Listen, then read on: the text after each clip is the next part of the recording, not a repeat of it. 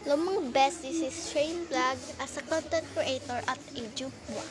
Kaya papasabi ko lang talaga na I for the go.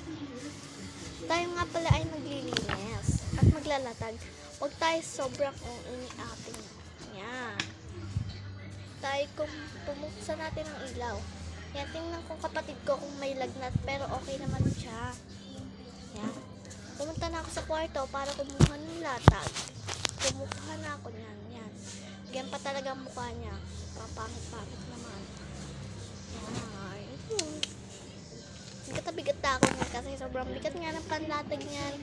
Dahil sobrang laki niya. Nagwalisa nga ako niyan dahil para makapaglatag na din at antok na din ang aking kapatid.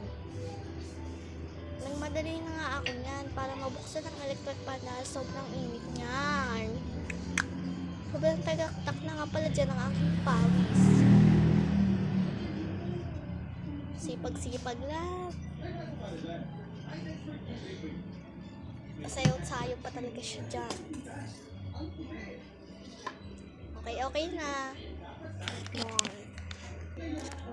Yan, ilalatag na nga po pala ng aming kapitid dyan ang panlatag para makahiga na siya. Kasi antok na siya.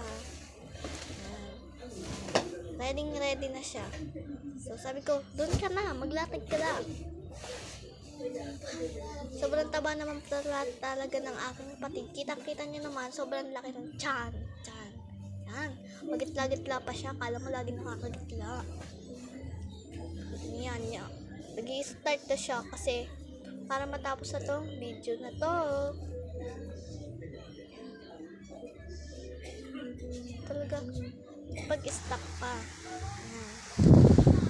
Nakakahiga na din ang payapa kasi tapos na din makapaglatag. Kapatid ko din ay